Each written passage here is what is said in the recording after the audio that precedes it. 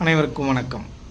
இன்றைக்கி நம்ம எதை பற்றி பார்க்க போகிறோம் அப்படின்னா, இந்த மனித கூட்டம், இந்த மனிதர்கள் அனைவரும் என்ன சொல்கிறாங்க அப்படின்னா, நான் மிக மிக நல்லவனாக வாழ்ந்து கொண்டிருக்கிறேன், நான் செய்யும் செயலெல்லாம் நியாயத்தோடு தான் செய்கிறேன் என்று அனைத்து மனிதர்களும் இதை சொல்லி கொண்டிருக்கிறார்கள். இப்பொழுது அவர்கள் வாழ்க்கையில் ஆராய்ந்து பார்த்தோமானால் அப்படி இருக்கிறதா அப்படின்னு கேட்டிங்கன்னா, அப்படி இல்லை அப்படின்னே சொல்லலாம். ஒருத்தவன் ஒரு வட்டிக்கு விட்றான்னு வச்சுங்க.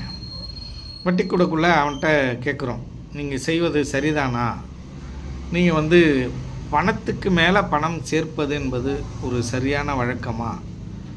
ஒரு உதவி செய்யும் அந்த வழக்கத்தை, அந்த விஷயத்துக்கு நீங்கள் ஒரு வட்டி வாங்குவது என்பது ஒரு சரியானது தானா அப்படின்னு நம்ம அவர்கிட்ட கேட்கக்குள்ள அவர் சொல்கிற பதில் என்ன அப்படின்னு சொல்கிறாருன்னா, நான் எல்லார போலையும் 10 பைசா வட்டிக்கெலாம் விடலைங்க, 5 பைசா வட்டிக்கெலாம் விடலைங்க, 3 பைசா வட்டிக்கு தாங்க விடுறாங்க, குறைந்த வட்டிக்கு விடுறாங்க அப்படின்னு சொல்கிறார்.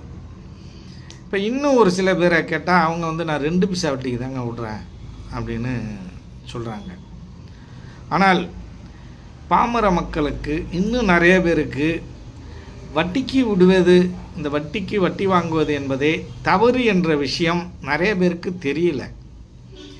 இந்த மனிதர் கூட்டத்துக்கு நிறையா இந்த பாமர மக்கள்லாம் இருக்காங்க இல்லையா, அவர்களுக்கெல்லாம் நாம் செய்வது சரி என்றே அவர்கள் செய்து கொண்டிருக்கிறார்கள். நான் செய்வது தவறு என்ற ஒரு உணர்வு அவர்களிடம் இல்லை.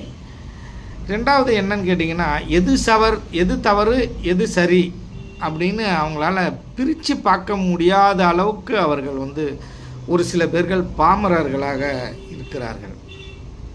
தான் செய்யும் தவறை எந்த தவறாக இருந்தாலும் நியாயப்படுத்தும் அளவிற்கு தான் அவர்கள் பேசிக்கொண்டிருக்கிறார்கள்.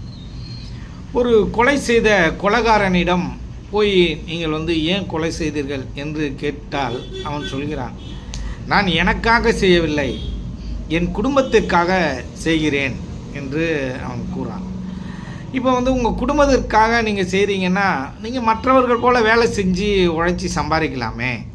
வேலை கிடைக்கலங்கிறது தவறு.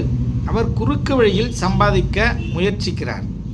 கேட்டால் நான் எனக்காக செய்யவில்லை, என் குடும்பத்திற்காக செய்கிறேன் என்று அவர் கூறுகிறார். ஆனால் அவர் குடும்பத்திற்காக செஞ்சாலும் அந்த பாவ கணக்கு அவரில்தான் சேரும் என்பதை அவருக்கே தெரியாமல் அவர் செய்து கொண்டிருக்கிறார் என்பதுதான்